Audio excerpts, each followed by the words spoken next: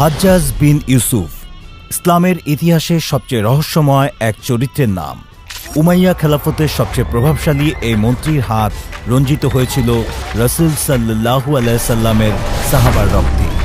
লাখো নিরপরাধ মানুষকে হত্যা করেছে উমাইয়া বংশের ক্ষমতা টিকিয়ে রাখতে, অথচ সেই একই মানুষ নিজের জীবনের সমস্ত সঞ্চয় ব্যয় করেছে কোরআনের খেদমতে। আজ আমরা এত সহজ করে কোরআন পড়তে পারি, তার সম্পূর্ণ অবদান এই হাজ্জাজ বিন ইউসুফের। কোরআনের অক্ষরের হরকত দেয়া, কোরআনে হাফেজদের রাষ্ট্রীয়ভাবে বিভিন্ন রকমের সুযোগ সুবিধা দেয়া, বিভিন্ন অঞ্চল জয় করে সেখানে ইসলামী শাসন চালু করা সহ নানান ভালো কাজও করেছেন তিনি। এর মধ্যে সবচেয়ে আলোচিত যে কাজ ছিল তা হচ্ছে ভারত উপমহাদেশের অন্যতম শক্তিশালী অঞ্চল সিন্ধু জয় করা। সিন্ধু বিজয়কে এতটা গুরুত্বপূর্ণ ভাবার পিছনে বেশ কিছু কারণ আছে। প্রথমত, সিন্ধুর রাজা দাহির ছিলেন একজন অত্যাচারী ও শক্তিশালী শাসক। এর আগে মুসলমানরা বেশ কয়েকবার তার বিরুদ্ধে অভিযান পরিচালনা করলেও খালি হাতে ফিরে আসে।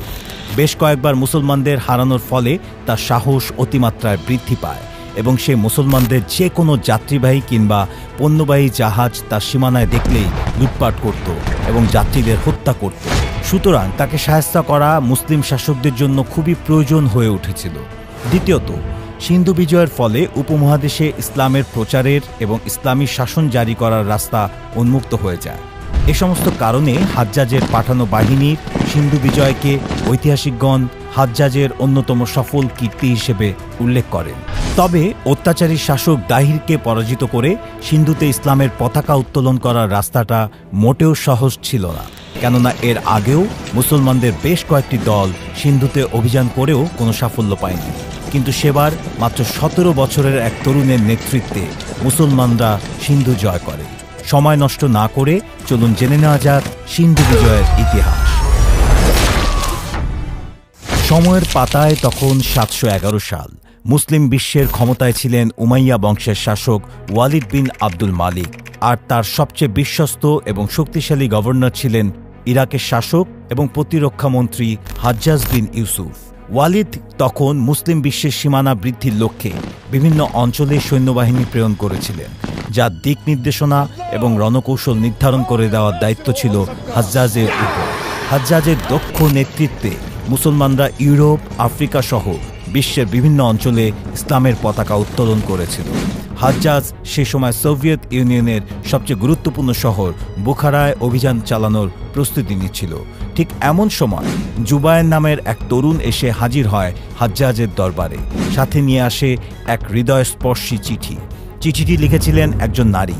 চিঠির সারমর্ম এমন ছিল যে মুসলমানদের কয়েকটি উপহারবাহী জাহাজ সিংহল রাজ্য, যা বর্তমানে শ্রীলঙ্কা নামে পরিচিত, সেই রাজ্যের রাজার পক্ষ থেকে খলিফা ওয়ালিদের নিকট প্রেরণ করা হয় বন্ধুত্বের নিদর্শন হিসেবে।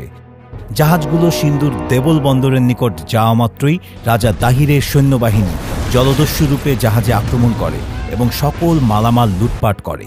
জাহাজের সমস্ত পুরুষদের হত্যা করে এবং নারীদের ইজ্জত ভ্রষ্ট করে। বেশ কিছু মুসলমান নরনারী কোনো মতে দাহিরের সৈন্যবাহিনীর হাত থেকে পালিয়ে নিজেদের প্রাণ রক্ষা করে। তারা এখন সিন্ধুর গভীর জঙ্গলে মানবেতর জীবনযাপন করছে। হাজ্জাজ যেন তাদের উদ্ধার করে। বস্তুত এর আগেও রাজা দাহিরের সৈন্যবাহিনী মুসলমানদের ব্যাপক ক্ষতিসাধন করেছে এবং অনেক মানুষকে হত্যা করেছে। হাজ্জাজ এর আগেও 2 বার বাহিনী প্রেরণ করলেও 2 বারই তারা পরাজিত হয়ে ফিরে আসে। তাই রাজা দাহিরের প্রতি একটা ক্ষোভ আগে থেকেই ছিল হাজ্জাজের মনে। কিন্তু এবার সেই নারীর মর্মস্পর্শী চিঠি পড়ে হাজ্জাজের মনের ক্ষোভ প্রতিশোধের আগুনে রূপান্তরিত হয়ে ওঠে। হাজ্জাজ তখন বুখারা অভিযানের পরিকল্পনা বাদ দিয়ে আবার সিন্ধু অভিযানের সিদ্ধান্ত নেন। তিনি তার 17 বছর বয়সী ভাতিজা মোহাম্মদ বিন কাসিম এবং জুবায়েরকে দামেস্কে পাঠান খলিফা ওয়ালিদের দরবারে। খলিফা ওয়ালিদ আগাগোড়া সব শুনে এবং সেই চিঠি পড়ে সিন্ধু অভিযানের জন্য অনুমতি দেন। কিন্তু সমস্যা হয়ে দাঁড়ায়, সিন্ধু অভিযানের জন্য যথেষ্ট পরিমাণ সৈন্য তখন সেনাবাহিনীতে মজুদ ছিল না। বিভিন্ন অঞ্চলে অভিযান পরিচালনার ফলে সৈন্যরা ছড়িয়ে ছিটিয়েছিল। এমতাবস্থায় খলিফা ওয়ালিদ 17 বছরের তরুণ মোহাম্মদ বিন কাসিমকে দায়িত্ব দেন সৈন্য জোগাড় করার। এর পরের গল্প শুধুই মোহাম্মদ বিন কাসিম। মোহাম্মদ বিন কাসিম ছিলেন হাজ্জাজ বিন ইউসুফের ভাতিজা এবং জামাতা। মাত্র 15 বছর বয়সেই তিনি অত্যন্ত সাহসিকতা ও তীক্ষ্ণ বুদ্ধির পরিচয় দিয়ে খলিফা ওয়ালিদের সৈন্যবাহিনীর গুরুত্বপূর্ণ অংশ হয়ে ওঠেন এবং বেশ কিছু অভিযান বেশ সফলতার সাথেই পরিচালনা করেন। হাজ্জাজ যখন বুখারা অভিযানের পরিকল্পনা করছিলেন তখন খলিফা হাজ্জাজকে সে অভিযানের সেনাপ্রধান মুহাম্মদ বিন কাসিমকে বানানোর জন্য বলেন, কিন্তু মুহাম্মদ বিন কাসিমের ভাগ্যে এর চেয়েও বড় কিছু লেখা ছিল। তাই বুখারার চেয়েও ঝুঁকিপূর্ণ অঞ্চল সিন্ধু অভিযানের দায়িত্ব তার কাঁধেই পড়ে। খলিফার কাছ থেকে নির্দেশনা পাওয়ার পর মুহাম্মদ চলে যান বসরায়। যাওয়ার সময় খলিফা তাকে ৫,০০০ সৈন্য দেন। বসরায় পৌঁছেই মুহাম্মদ বিন কাসিম বসরাবাসীর নিকট সিন্ধুর নির্যাতিত সেই নারীর চিঠি তুলে ধরেন। সেই চিঠির গভীরতা এতটাই ছিল যে বসরার সকল পুরুষ যুদ্ধে যাওয়ার জন্য শপথ করে, আর সকল নারীরা তাদের জমানো অর্থ এমনকি গায়ের গহনা পর্যন্ত খুলে মুহাম্মদ বিন কাসিমের হাতে তুলে দেয় যুদ্ধের ব্যয় বহনের জন্য। সব মিলিয়ে মুহাম্মদ বিন কাসিমের পিছনে ১২,০০০ সৈন্য কাতারবন্দী হয়ে দাঁড়ায়। সকল ব্যবস্থাপনা সম্পূর্ণ হওয়ার পর হাজ্জাজ ২০ জনের একটি প্রতিনিধি দল সিন্ধুতে পাঠায়, যারা রাজা দাহিরের নিকট এই প্রস্তাব রাখে যে অনতিবিলম্বে লুটপাট এবং হত্যাযজ্ঞ চালানোর জন্য খলিফার নিকট ক্ষমা প্রার্থনা করতে হবে, লুণ্ঠিত মালামালের ক্ষতিপূরণ দিতে হবে এবং বন্দী সকল মুসলমানদের পূর্ণ সম্মানের সাথে নিজ দেশে ফেরার ব্যবস্থা করে দিতে হবে। কিন্তু অহংকারী দাহির সব শুনে অট্টহাসি হেসে প্রতিনিধি দলের সকলকে হত্যা করে, শুধুমাত্র ২ জনকে জীবিত এবং আহত অবস্থায় ফেরত পাঠায় বসরায়। এসব দেখে মুসলিম বাহিনীর মধ্যে প্রতিশোধের আগুন জ্বলে ওঠে। অতঃপর মুহাম্মদ বিন কাসিম তার চাচা হাজ্জাজ বিন ইউসুফের কাছ থেকে বিদায় নিয়ে ১২,০০০ সেনাবাহিনী নিয়ে সিন্ধুর উদ্দেশ্যে রওনা হন। মুহাম্মদ বিন কাসিমের বাহিনীতে ৬,০০০ ছিল অশ্বারোহী, ৩,০০০ পদাতিক সেনাদল এবং ৩,০০০ ছিল হাতির পিঠে আরোহী। ৭১১ সালে নভেম্বর মাসে সিন্ধুর নিকটবর্তী অঞ্চল মাকরানে পৌঁছাতেই দাহিরের বাহিনীর আক্রমণের শিকার হয় মুসলমান বাহিনী। রাজা দাহিরের সৈন্যবাহিনীতে ছিল ৭০,০০০ যোদ্ধা, যাদের ৪ ভাগের ১ ভাগ মাকরানে ওত পেতে ছিল মুসলমানদের উপর আক্রমণ করার জন্য। কিন্তু মুহাম্মদ বিন কাসিম তার সাহসিকতা ও রণকৌশল দিয়ে দাহিরের বাহিনীকে পর্যদুস্ত করে সামনে অগ্রসর হয়। মাত্র ১২,০০০ বাহিনী যখন ২০,০০০-এর মতো সৈন্যকে কচুকাটা করে, তখন তাদের মনোবল নিঃসন্দেহে আকাশ পরিমাণ হয়ে ওঠে। মুহাম্মদ বিন কাসিমের বাহিনীর ক্ষেত্রেও তাই হয়েছিল। তারা প্রথমেই সিন্ধুর সবচেয়ে সুরক্ষিত দুর্গ দেবল অবরোধ করে ফেলে। দেবলে তখন দাহির অবস্থান করছিল। কয়েক মাস অবরোধ করে রাখার পর দেবল দুর্গ মুসলমানদের অধিকারে চলে আসে। রাজা দাহির তার সৈন্য সামন্ত নিয়ে পালিয়ে আশ্রয় নেন রাওয়ার দুর্গে। এরপর মুহাম্মদ বিন কাসিম মাত্র ৪,০০০ সৈন্য দেবলে রেখে সামনের দিকে অগ্রসর হতে থাকে।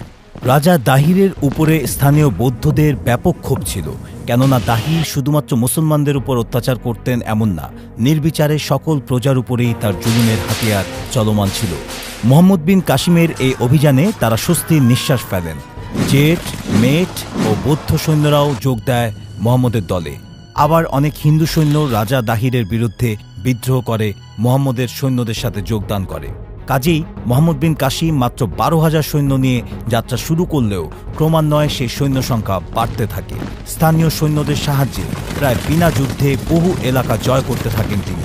মুহাম্মদ বিন কাসিম তার বিশাল সেনাবাহিনী নিয়ে ঘোড়ার খুরের দাপুটে ধুলো উড়িয়ে অগ্রসর হতে লাগলেন উত্তর থেকে পশ্চিম দিকে। রাওয়ারে পৌঁছানোর পূর্বেই দাহির তার ৫০,০০০ সৈন্যের এক বিশাল বাহিনী নিয়ে মুহাম্মদ বিন কাসিমের অগ্রযাত্রা রোধ করতে ময়দানে আসেন। মুহাম্মদ যুদ্ধের শুরুর পূর্বেই সিন্ধু নদী অতিক্রম করেন। সিন্ধু অতিক্রম করে মুহাম্মদ বিন কাসিম তার বাহিনী নিয়ে রাওয়ার দুর্গ থেকে কয়েক কিলোমিটার দূরে তাঁবু খাটান। সেখানে উভয় পক্ষের মধ্যে কয়েকদিনব্যাপী তুমুল যুদ্ধ সংঘটিত হয়। অবশেষে রাজা দাহির পরাজিত ও নিহত হন। ৭১২ সালের ১২ই জুন মুহাম্মদ বিন কাসিম চূড়ান্ত বিজয় অর্জন করেন। দাহিরের মৃত্যুর পর তার স্ত্রী রানীবাই এবং তার পুত্র অবস্থান নেন রাওয়ার দুর্গের ভেতরে, কিন্তু সেখানেও তারা নিজেদের নিরাপদ মনে করতে পারলেন না। অবশেষে দুর্গের পতন হলে রানী তার পুত্র ও সেবিকাদের নিয়ে আগুনে ঝাঁপ দিয়ে আত্মহত্যা করেন। রাওয়ার দুর্গ জয়ের মাধ্যমে সমগ্র সিন্ধু মুহাম্মদ বিন কাসিমের আয়ত্তে চলে আসে। কয়েক মাস ব্যাপী চলা এই অভিযানে দেবল ও রাওয়ার দুর্গ জয়ের মাঝখানে মুহাম্মদ আরও কয়েকটি শহর জয় করেন, যেমন ব্রাহ্মণ্যবাদ, বধূ, নিরুন, মুলতান ইত্যাদি। মুহাম্মদ বিন কাসিমের নেতৃত্বে সিন্ধু বিজয় ছিল ভারতীয় উপমহাদেশে তথা পৃথিবীর ইতিহাসে এক অভূতপূর্ব ঘটনা, কেননা এত কম বয়সী কোনো সেনাপতি অচেনা এক ঝুঁকিপূর্ণ অঞ্চল, যেখানে তার আগেও বেশ কয়েকটি দল পরাজিত হয়েছিল, এমন এক অঞ্চলে অভিযান পরিচালনা করে জয় ছিনিয়ে নেওয়ার ঘটনা নিঃসন্দেহে পৃথিবীর বুকে বিরল। সিন্ধু বিজয়ের পরই অসংখ্য মুসলিম শাসক ভারত অভিযানের সুযোগ পেয়েছেন। সিন্ধু বিজয় ভারতীয় উপমহাদেশে ইসলাম প্রচারের জন্য মুসলমানদের পথ খুলে দেয়। এজন্য সিন্ধুকে বলা হতো উপমহাদেশের বাবুল ইসলাম বা ইসলামের প্রবেশ পথ। যদিও মোহাম্মদ বিন কাসিমের বিজিত অঞ্চল মাত্র 50 বছর মুসলমানদের অধিকারে ছিল, তারপরেও এই বিজয়ের প্রভাব ছিল অত্যন্ত সুদূর প্রসারী।